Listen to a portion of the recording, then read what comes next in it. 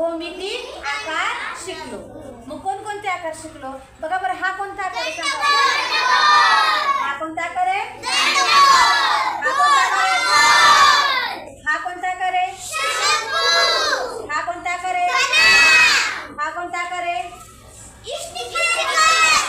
मग आता आपण त्या आकाराच्या वस्तू पण ओळखायला शिकलो होतो. चित्र पाहिले, चित्रातल्या वस्तू वेगवेगळ्या केल्या, बरोबर आहे. आता आपण प्रत्यक्ष वस्तू घेऊया. चला आता मी एकेकाला बोलवते.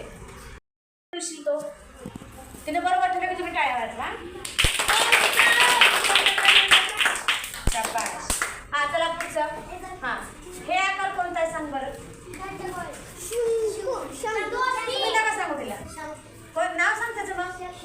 तिने बरोबर ठेवलंय.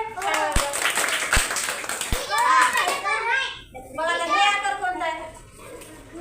घन आहे का नाही तो?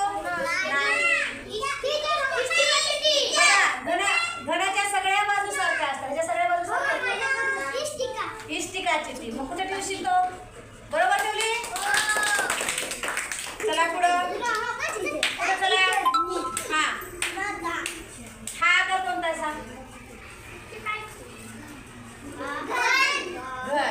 मग कुठे ठेवशील? बरोबर ठेवलं. हा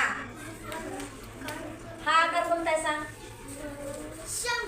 शंकू. मग कुठे ठेवशील? हा बरोबर आहे का रे?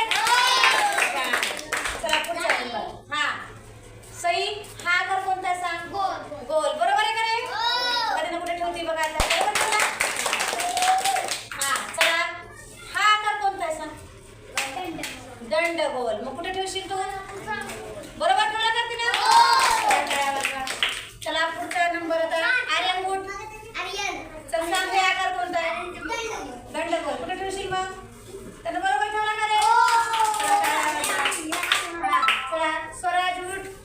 हा सांग आता हा आकार कोणता आहे सांग. ह्यानंच सांगितलं होतं मला की एककचा ठोकळा पण ह्याच आकाराचा असते. तूच सांगितलं होतं ना. शाबाश. मग सांग आता तू आकार कोणता आकार आहे.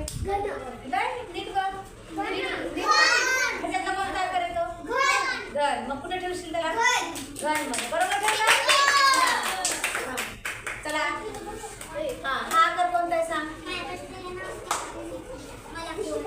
इष्टिका चित्ती. मग कुठे ठेवशील त्याला तू? त्यानं बरोबर ठेवला का रे? हा बरं बरं करा. सांग शिवशंकर हा आकार कोणता आहे. गोल. कुठे ठेवशील मग त्याला? बरोबर कळलं सगळ्यांना? सांगा हे काय मग.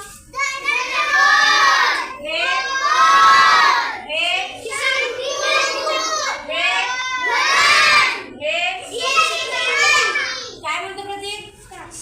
हे कोण राहिला? सांग ये प्रतीक इकडं. प्रतीक ये. हा चल सांग हे कोणत्या आकाराचं आहे. दंडगोल.